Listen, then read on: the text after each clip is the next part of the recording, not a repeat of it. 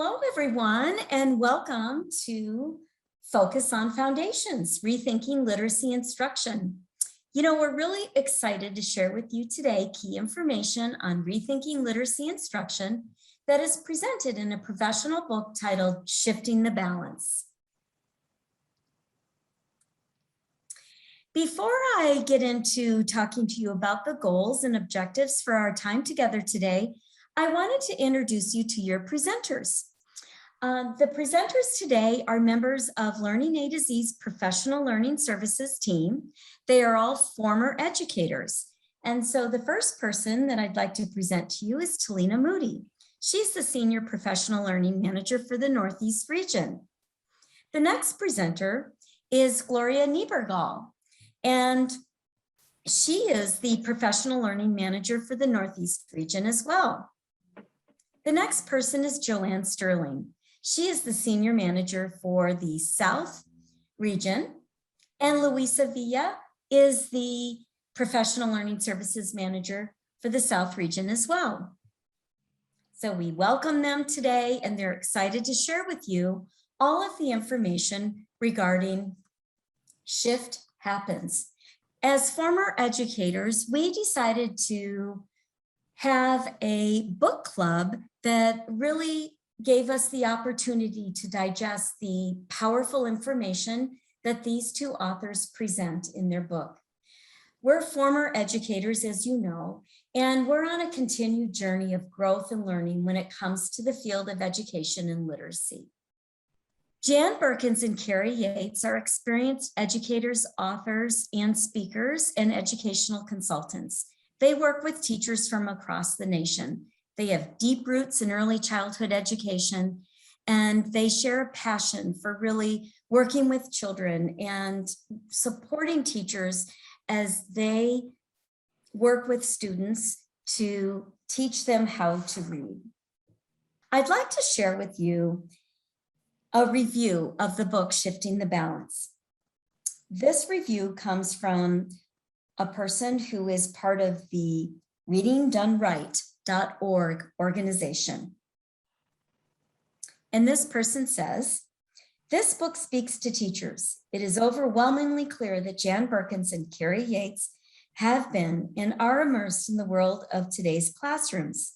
Shifting the Balance will help many rethink instruction in ways that will support all students. And so for our goal today with you, we're really going to share with you the key findings from Shifting the Balance.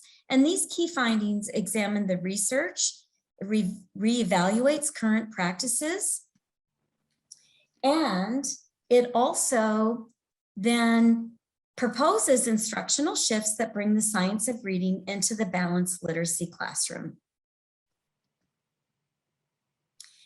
Before we go any further, I do want to share with you that as we're presenting to you this information, I'm sure you're going to have a lot of comments or many questions will come to mind. So please use the chat feature so that you can chat with us throughout the presentation. All of my colleagues will be monitoring the chat and responding to your comments and questions along the way. Then we will have one final Q&A at the end of our session. As you can see here on the screen, we have 6 shifts that are presented. And I'm going to now turn it over to my colleague, Talyna Moody, who will start with sharing information regarding the first shift, rethinking how reading comprehension begins. Thank you, Peggy. So in talking about the first shift, rethinking how reading comprehension begins, a common practice to reconsider is to stop overlooking the role of listening comprehension and reading comprehension. Think about what our authors are saying in the book, Shifting the Balance. I'm tying it back to the things that they are saying as we move forward with applying the different reading comprehension skills. You have to have strong oral language practice to reduce the need for comprehension strategy instruction. So you also must be intentional in the supporting of oral language. It is very important. It is an integral part to support the oral language. Phonological awareness is the ability to hear and manipulate sounds at multiple levels of a spoken language. It's a broad term that encompasses several skills. If we think about learning A to Z, and we know that we have all of those resources underneath learning A to Z, phonological awareness is also that broad umbrella where we have many skills underneath that broad term. Phonological awareness is similar to that learning A to Z umbrella, and there are several skills underneath this broad term. Phonemic awareness is the most complex of these phonological awareness skills. This skill involves the manipulation of phonemes in oral language. The skills progress from simple to complex. Our phonological awareness lessons are systematic and explicit, and they will help students develop skills necessary to later read and spell words. The key here is oral. These activities can be done in the dark. Students are only required to listen.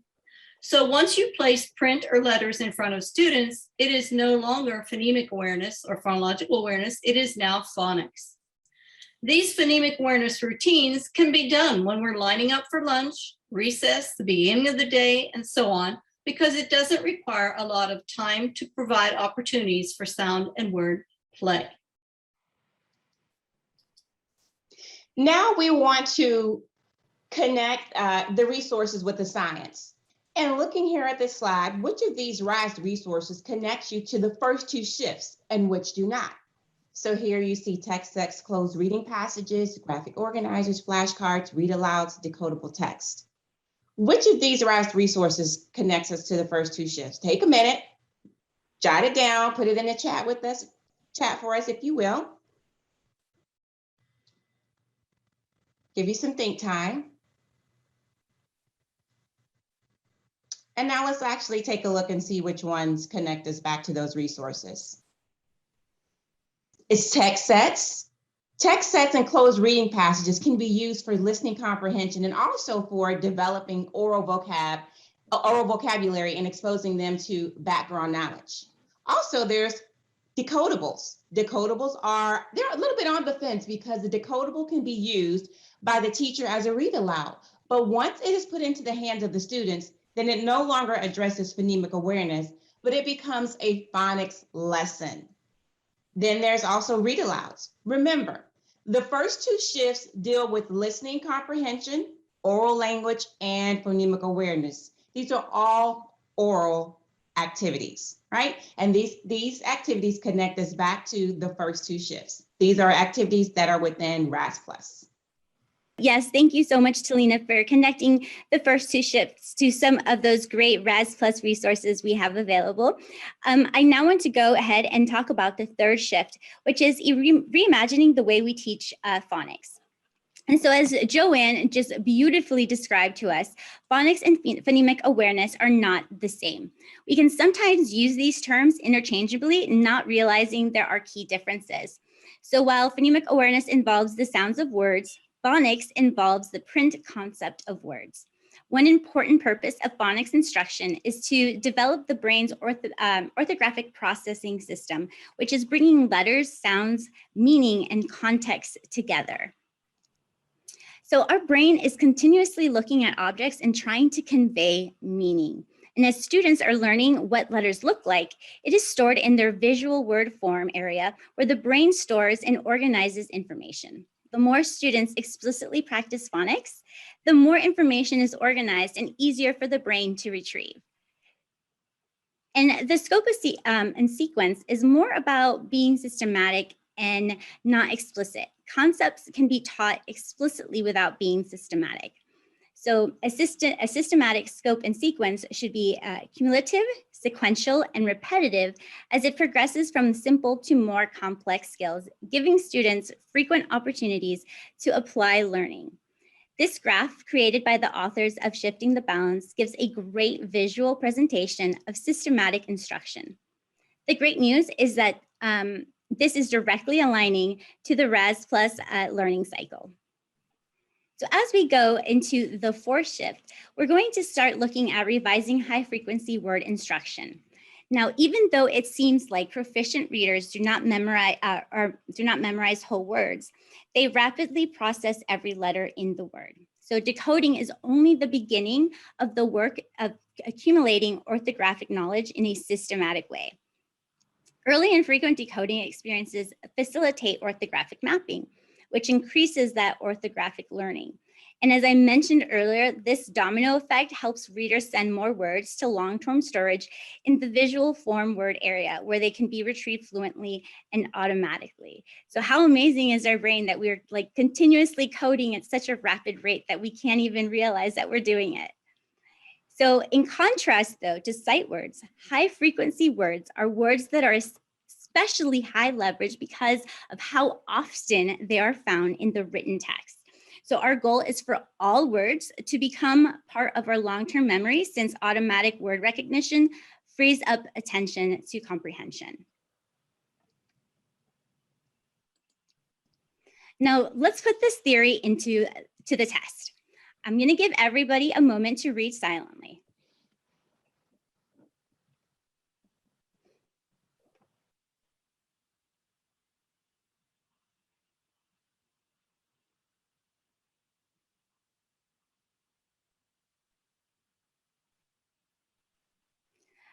Now, Talyna, will you please read the first few sentences of the paragraph?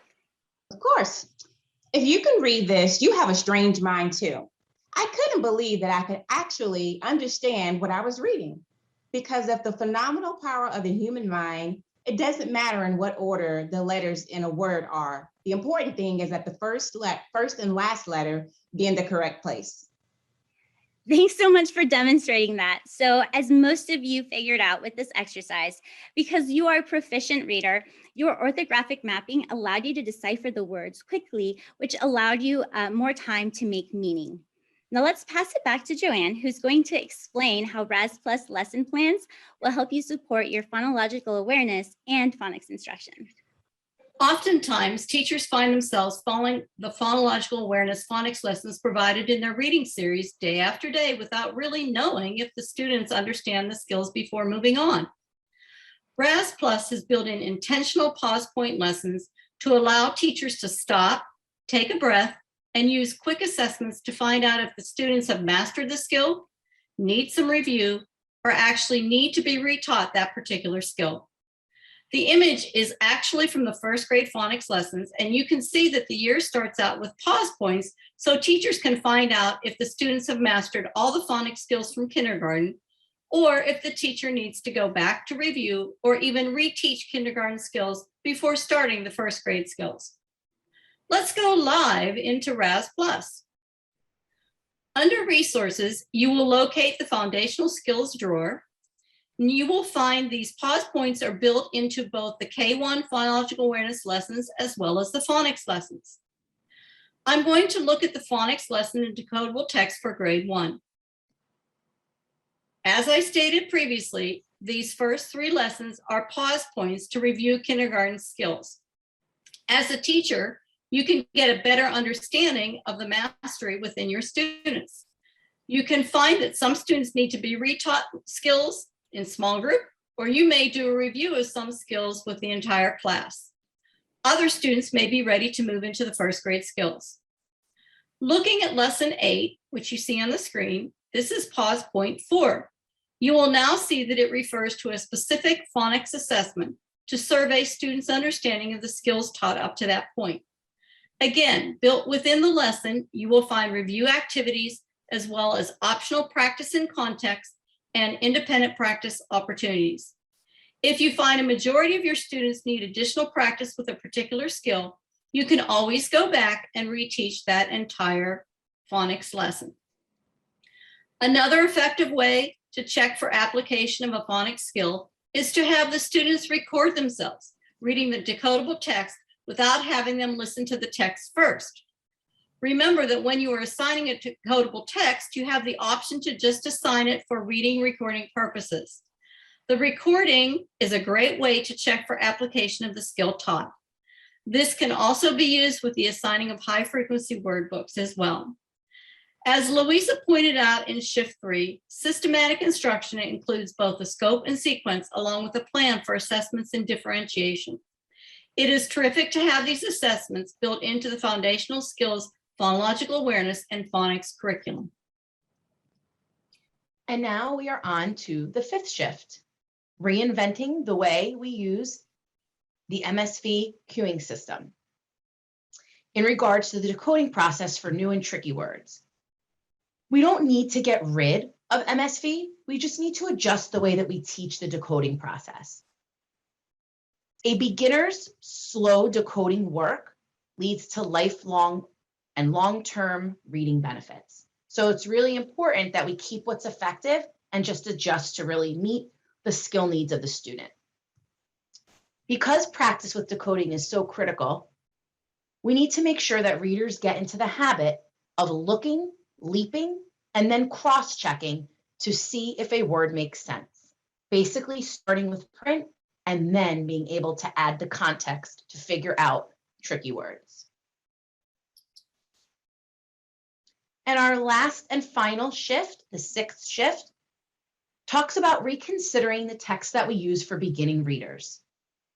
Level text and decodables both have their place in instruction. In our products, such as Raz-Plus, we offer both of these types of texts, which you can find, use for yourself as a teacher, and also assign to your students for practice.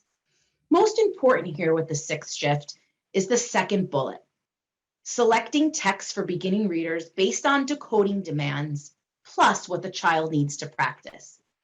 Basically, matching the right text type for the practice you are hoping for that reader. And again, being very data and skills driven. Now, from the signs to the resources with these shifts, we just want to be reminded that both are leveled texts and decodable texts. Both of these options really do make for more effective reading instruction. We want to remember to teach our students to self-correct and even remind ourselves that the corrective feedback that we give to them as a teacher is really so important in fostering those good reading habits that we want for all of our readers. We always want to keep in mind the goal for the reader and what type of reading practice is being encouraged for that student. We're going to review the 6 shifts that we've talked about, and we're going to ask some questions. We would like you to think about the answers to the questions, and you can put them into the chat box, and we are going to also discuss the answers.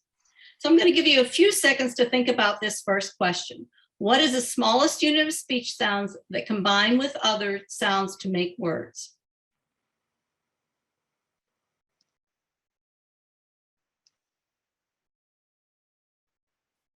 Phonemes are the smallest unit of speech sounds. Remember the difference between phonemic awareness activities and phonics. Phonemic awareness activities are strictly oral. They can be done in the dark as students are only required to listen. Once you place print or letters in front of students, then it becomes a phonics activity. All right, let's look at this next question. True or false, explicit and systematic instruction is the best way to teach standards? Go ahead and enter a T for true or F for false in the chat box, and I'll give you a couple of moments to think about it and enter your response.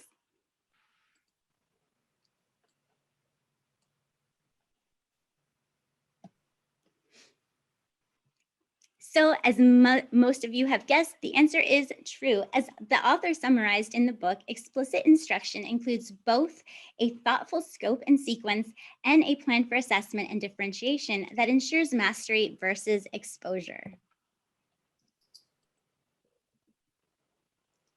So let's look at the next question. Same concept, true or false. Chanting letters over and over is the best way to learn high frequency words. Enter a T for true or an F for false in the chat box to let us know what you think the answer is.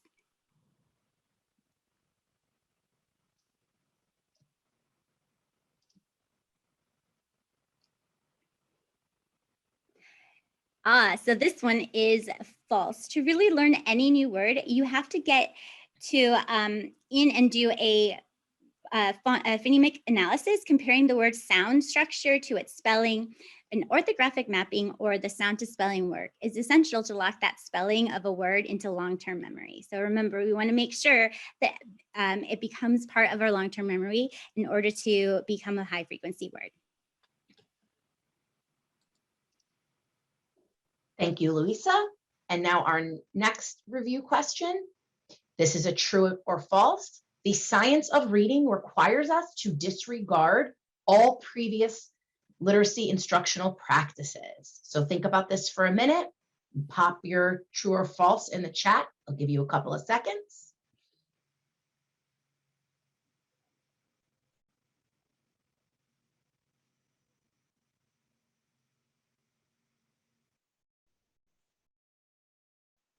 And this one is false.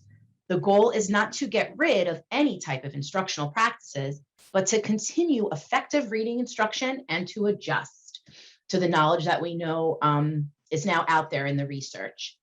Basically, we want to take a look as educators at current practices with a very critical eye to ensure that proven reading strategies are integrated into our reading instruction. Well, thank you, everyone. This has been a very informative session, and I hope you all have enjoyed the overview of the 6 shifts presented in Shifting the Balance. I know that this is very much a topic of discussion in schools across the country. So I would like to also just note that Kari Yates and Jan Burkins, they have a YouTube channel. The YouTube channel is actually embedded within their, you can access it through their website, the 6 shifts. And they really have some powerful videos that I encourage you to watch, as well as great information and resources that you can download and print out for your use.